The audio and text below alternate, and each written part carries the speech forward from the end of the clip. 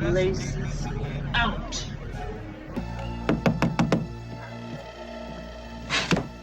Hi, I'm looking for Ray Finkel. And a clean pair of shorts. I'm open! Over here! 351! 351! Rover, sit! Hut!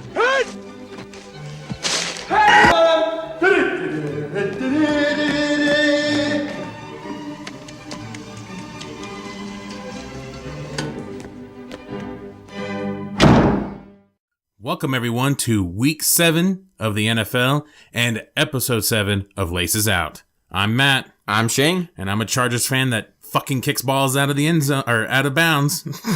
And I'm on a bye week. Completely. So take it over, man. Phillip Rivers is going to have a stroke, and the Chargers won. Yeah. Into that. Seriously. Yeah, the Chargers, again, like usual, they're the best, worst team out there. So they can beat any team in the NFL, and they can lose to any team in the NFL. Yeah. And that's just what they are. In Atlanta, I actually thought that they had a better record that they did. On Fox, they show the records on the scoreboard. And when I was watching it, I'm like, no, they have that wrong. They're not 2-4. There's no way they're 2-4. That's so weird. Even though we've done this for 6 previous weeks, I'm like, there's no way they're 2-4. Like, that just doesn't seem right. And I'm looking through all the games like, oh, fuck, they really are. Yep. So they beat Jacksonville. And they lucked out against Denver because they begged them not to score any more points on them. Yeah. And now they beat Atlanta in Atlanta. They came back. They looked strong. Phillip Rivers, Gordon, they all just keep the scoring. Phillip Rivers, yeah, he throws an interception every game, usually somewhat costly. Gordon's more than likely to fumble at least once or twice a game. So just how it goes. But special teams is always a guarantee to fuck something up with punts and everything else. So every aspect.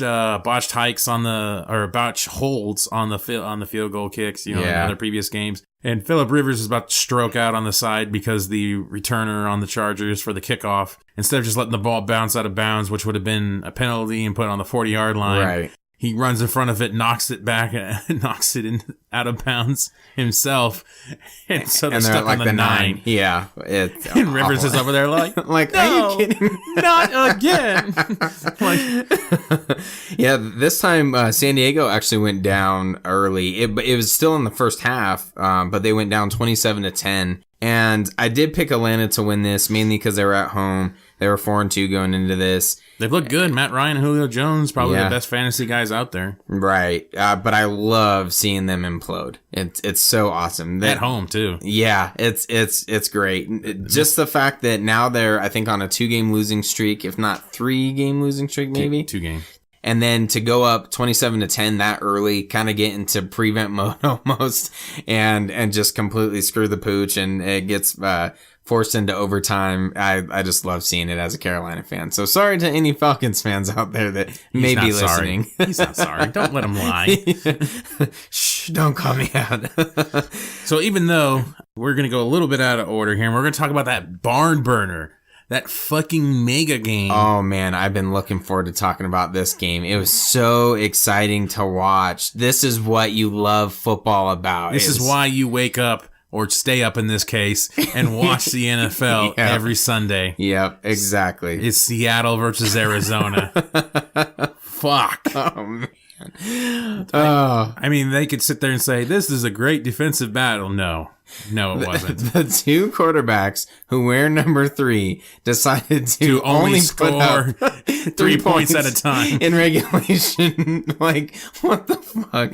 Oh man, just an exhausting. Like, I wasn't even sure what I was watching most of that game and why I still had it on, because it was the Sunday night game probably. It was bad, and I was just sitting there watching it. I'm like, all right. And then it went into overtime. I'm like, man, I gotta get up early. All right, I'll watch the overtime.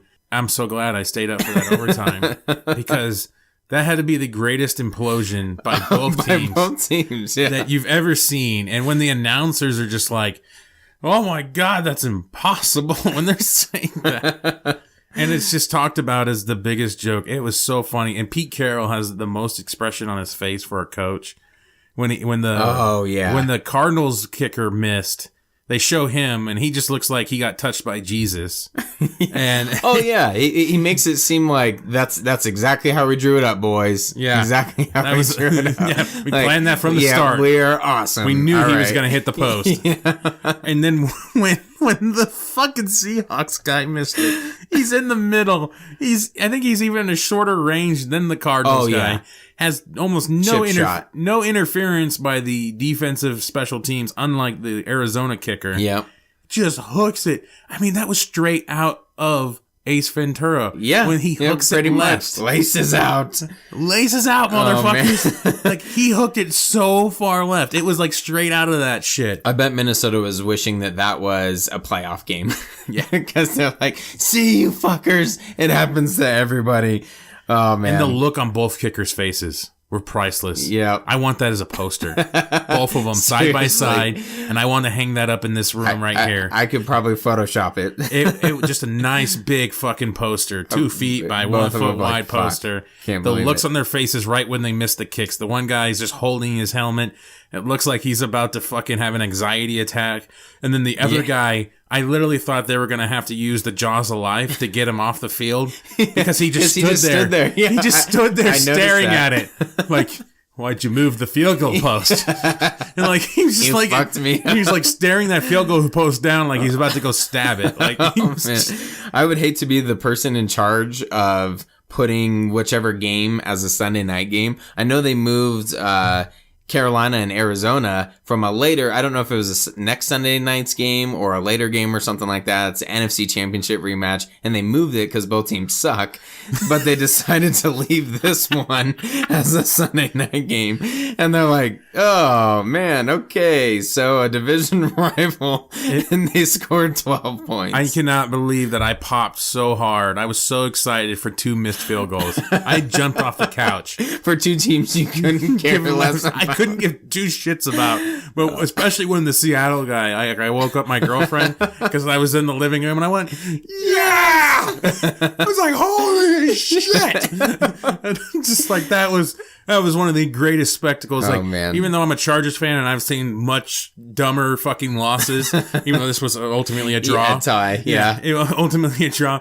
I mean, I've seen some pretty wacky shit, but that happens to your team. You don't give you feel bad for that. This was just 2 teams, and it was just fucking hilarious. Oh man, the entire game was like that though. It was just, I was like, what am I, is this high school or Pop Warner or something? Like, what the fuck is I think the going on? announcers were making the joke that like the soccer game earlier or something like that had a higher score, or the hockey game. It was one of the, it was some normally low scoring fucking sport. It had more points than that game. Soccer would be brutal. Well, it ended up like a soccer game because it's a fucking draw. Yeah, exactly. There's no tying in football. All right, then you had the Bears versus Green Bay as your Thursday night game. Green Bay goes over on the Bears. Green Bay breaks Brian Hoyer's arm. Yeah, I didn't know that they broke his arm. I knew he was injured, but and it was pretty gnarly, but I didn't realize it was a broken arm. So it could be a fracture, but I just kind of heard the general statement of broken arm. It could be something, a fracture or something less severe. Yeah, that's what they said, broken arm. So they bring in a kid, and then the first thing the announcer makes is that after this kid, the only backup is some college kid. Like that plays for the local fucking like area college. Yeah, they're pretty much fucked. And then I think after that it's fucking Keanu Reeves from The Replacements. I think that was their next guy. Not quite sure. Pretty much. Bring out Flacco. Oh man, the best part about this game for me was the post game, because it seemed like Green Bay was just so ecstatic that they beat. I'm pretty sure Chicago only has 1 win on the year, and they were so excited. Like, go back and watch the post game interview with Aaron Rodgers, and he feels like he's the shit. Like, I just beat the Bears. Like, oh yeah. I'm like, dude, motherfucker, why are you so cocky? You've sucked this entire season. And all of a sudden, you're like, yeah, we wiped the floor with the Bears. We beat that rivalry. Yeah, exactly. We're fucking awesome. Yeah, we took them down. Whatever. Small victories, I guess. But it was Enjoy great. them while you can. He still loses to that fly on that commercial. So next we had the Eagles versus the Vikings. So the team that was undefeated and came out of their bye and lost faces another undefeated team, or an undefeated team that came out of a bye and lost. Yep. Well, then Philadelphia was on a 2-game losing streak, so we both went with Minnesota this week, thinking like, okay. And I had a feeling this was more of a pick 'em for me because every time an undefeated team goes to a bye, they always lose their momentum. And I just think buys honestly kill your team. Yeah, well, and they were in Philadelphia too, which it's not a lock, but that's a rowdy fan base. This was a crazy game. I had the picture-in-picture up, and I was watching Indianapolis and Tennessee, and this game, Minnesota and Philadelphia. And I didn't have the audio on this one. I just kept looking over, and I'm like, what the fuck is going on? This is the first quarter. And then it's like back and forth. 5 turnovers by both teams. Combined 5 turnovers. It was insane. Yeah, it was crazy. And it was pretty much like one play after another where Wentz throws an interception. Then like 2 plays later, Bradford throws an interception in the end zone. Like they had a chance to score. So then it comes out to the 20. And then like 2 plays after that, Wentz goes to hand it off to Sproles. They fumble. And then the very next play was a strip sack, and Bradford fumbles. So the Eagles get it back again, and then I think Wentz threw another interception like 3 plays later or some shit. And I was like, holy crap, like this is for a 0-0. This is a fucking emotional roller coaster. I'm like, please just stop turning the ball over. Yeah, turnover ratio. No weather affecting it or anything. Yeah, just terrible play. Bradford got murdered. The offensive line just sucked. Oh, man. He almost had a broken arm. He fucking went forward and hit off the top of off of Seattle. They wish they played that much. Off a Philadelphia guy's helmet and just whacked on top of that, and he was holding his arm on that one. The China doll gets hurt again, so now they're gonna have to get that. Man. They're gonna have to recruit that kid from that Chicago college to come in there. Right? Yeah, I was gonna say that this is Bradford is their backup. So if he goes down, then they're gonna reach out to Tim Tebow. I think after this. I think after this beat down on Bradford, I think Bridgewater has a pretty secure job now. Yeah. I think they just looked at that and like, wow, like he's going to have to come out on crutches next time to play. Oh, easily. So so Bridgewater has definitely got his job back. Whenever he comes back. The Eagles secured that for him. And then I love the announcers saying those undefeated 1972 Dolphins teams can now celebrate because the 1972 undefeated Dolphins team can now celebrate because the last undefeated team was beat after 5-0. Yeah. And the other guy's like, I don't think they thought that far ahead. No, definitely not. I think they wait a little bit later in the season. Yeah, maybe Carolina from last year. I think it took us to like week 14 or 15 or something before Carolina ended up getting beat by Atlanta. But yeah, not after 5. Then we have the Giants beating the Rams. Not a big surprise. I guess that one was in England? Yep. See, I didn't realize that when I made my pick. I didn't even know they were playing in England. So I was like, oh, I'm going to go with LA at home, you know? Okay. And they weren't quite home, mate. Not at all. Cheerio. Pip, pip, tea and crumpets. So they were fucked. There's no way in hell a West Coast team is going to win shit in England. Oh, man. So I didn't even think about that. That was my fuck up. Wouldn't have mattered anyway. My shit still got burned up. So then you had Cincinnati versus Cleveland. I do love the announcers. I love how announcers and all these pregame shows just don't give a shit and they will talk crap about other teams. Like, it just seems like no one cares. They'll make fun of the refs for their inconsistent taunting penalties. Mm-hmm. They just rubbed it in so deep on Cleveland. It's like the Cleveland Cavs went to a championship last year. The Cleveland Indians are going to the World Series this year.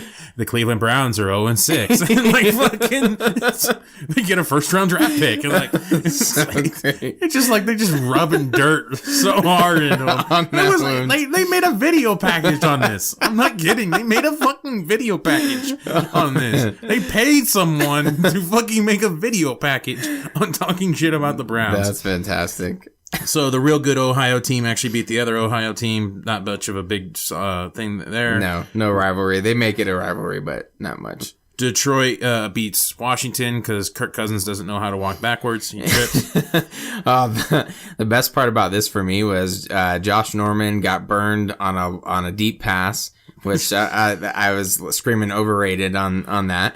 And he then ended up getting injured, which the only funny part about that. You overrated on that? He got injured. He's overrated. Yeah. The only funny part about that is how much Washington is paying him to now be injured at home. So. Then you had Indianapolis versus Tennessee. Indianapolis winning over Tennessee in a weird back and forth game. Mm-hmm. Colts pulled off this fucking weird ass onside kick. just in the middle. I think it was the third quarter, and just they kicked it like 20 yards, but they looped it over those first couple guys, and there was one poor soul in the back. And the Colts just bull rushed them all, and nice. He just got plowed. Nice call, Pagano. The funny part about this one, because I flipped back to the audio on this one later, is they were talking about like Indianapolis and how much they collapsed in the fourth quarter, and they talked about the Houston game. This one was a little bit more of a back and forth. It wasn't a dominating thing, but they had to keep it close, and then they ended up getting it at the end. So. And then you had New Orleans versus Kansas City. Kansas City winning at home. Normally a good home team. The Saints suck dick. Drew Brees still sucks. I'm surprised you went with New Orleans on that one. They seem like they were on a roll lately. And they still scoring points, and I didn't think Alex Smith could score shit. He's a bag of shit. Yeah, that's fair. You're right by that. He's not an offensive juggernaut to keep up with the Saints. Like, I didn't expect the Saints defense to do shit. Yeah, but I think that's the key. Is the Saints defense is just so horrible, and like I said last week, they happened to beat Carolina because their shitty defense was less shitty than our shitty defense. But it's so bad that it makes Alex Smith look good. I think he had like a shit ton of yards. I wish I would have wrote it down, like 300 yards passing or something like that. Alex Smith does not get that much yards. He gets like 150. His accuracy's shitty. If there's like an opposite of fantasy football, that's the guy you take. Yeah, exactly. One touchdown. All right, solid. Like if you need neutral football, like, no interceptions, decent passer rating, that's your guy. Right. Yep. Yeah. Exactly. Don't need the yard. You don't need the yards or the touchdowns or anything like that. Right. Or the major amounts of receptions and stuff. If you get like 15, he gets 15 out of 24 passes. Right. Yeah. Yep. Exactly. Nice little ballpark range. That's Alex Smith right there. Who cares about Buffalo versus Miami? Then we go to Baltimore versus our Jets. Wait. No. I can't just let you skip over Buffalo versus Miami. Mainly because I fucking took Miami again out of principle because I fucking hate Buffalo, especially this year. And this one panned out for me. Fuck you, Rex Ryan, you piece of shit. I've hated you all along. All those nice things I said about you, and you fucking lose. Go drown in Niagara Falls, you son of a bitch. All right, then you got the Baltimore versus the Jets. The Jets pull up the upset. Baltimore, the defense looks great. They bust out these plays. Again, another fucking back and forth turnover thing. Like, I remember the Ravens caused a fumble on the Jets. Pick up the fumble. The guy runs the loop, gets hit. He fumbles. The Jets pick it back up again, right back on their goal, right back in the red zone again. It just the defense usually makes all the plays, but the offense can't do shit for the Baltimore. So that's where they're losing at. And we already talked about Minnesota versus Philly. Then we had Oakland versus Jacksonville. Oakland, the leaders of the AFC worst. Yeah, and I think they're like the second team in the AFC, I want to say, because they're ahead of Denver now. They're, I think, just behind New England. I want to say Oakland is the second team. I'll have to double check that. Fact check me on that one. But I'm almost positive they are the second best team in the AFC. So that's a shocker. I don't know. What about Jacksonville? Oh, yeah. They beat Jacksonville. That's why you have a point. That's why they moved up the numbers. So Oakland goes over Jacksonville. They're going to go to Vegas anyway. Fuck you, Brian Sandoval. San Diego versus Atlanta. We talked about that.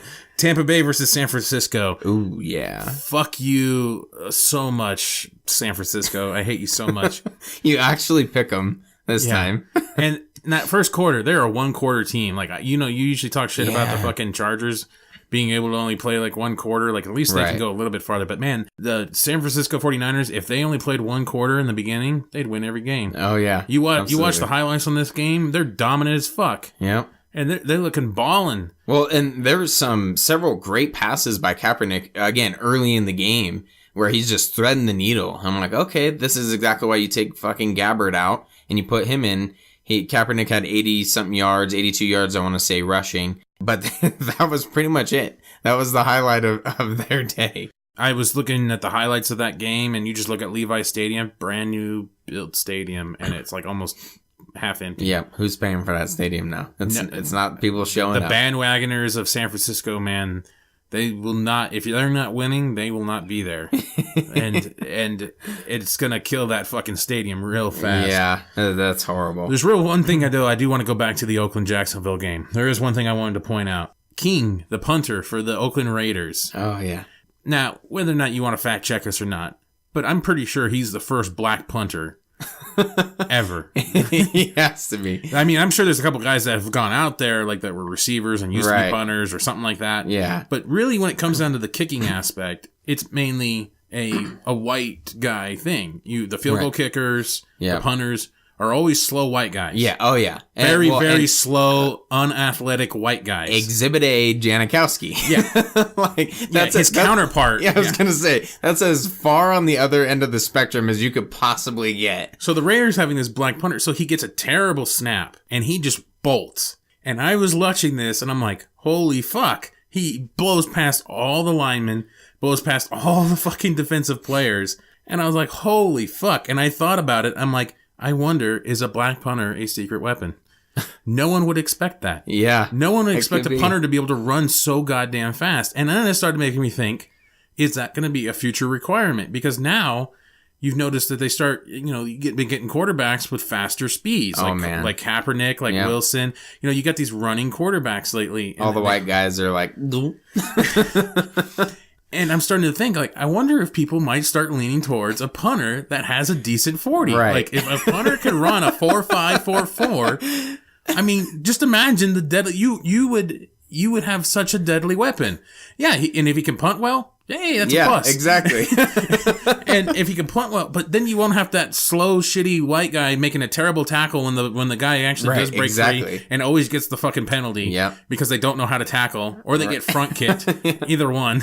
Well, and King is like a brick shithouse too. Yeah, he's a big motherfucker. Yeah. And he just blew past them. And I just started thinking, I'm like, fuck, man, if I was a team, I would start getting punters and make them be able to at least run a decent 40. Right. Because, man, how many fake punts could you pull off? Because you get on the left hash and you just have a motherfucker that can run that fast, just run to the right. Yeah. And just circle around all those motherfuckers. Right. Oh my God, dude. You would never have to punt again. It would be like you're actually playing Madden. Because I know in Madden, almost no one ever punts. Yeah. When you play Madden, you never punt. You always go for it. Who gives a shit? Right. So it just seemed like to me, possible future secret weapon. You heard it here. Yes. On Laces Out. By Shane. He's the racist. Oh, geez, thanks. Okay, then New England beat Pittsburgh. Nothing special there. And then Denver beat Houston. Nothing special there. Yeah, the rivalry that was all built up, and even like all last week, I was seeing things on the NFL Network, on ESPN. Oh, Osweiler's going back to Denver, and this is how it's going to be. Bum, bum, bum. And 27-9. Congratulations. Yeah. This isn't like fucking Peyton going back to Indianapolis and shit. Exactly. I love how the media just manufactures shit so much. Any story. They were hanging on to it too, because even in the fourth quarter, they kept showing, oh, look how Osweiler did against Indianapolis last week. It's fucking Indianapolis, and it's the defending Super Bowl champions. There's no comparison whatsoever. You are not making a fourth quarter comeback. I don't give a shit. And Seaman did well for being a guy that only making $50 a week. So yeah, pretty much as a rookie. Good job, John Elway. Yeah, way to negotiate a better price and a better team. Yeah.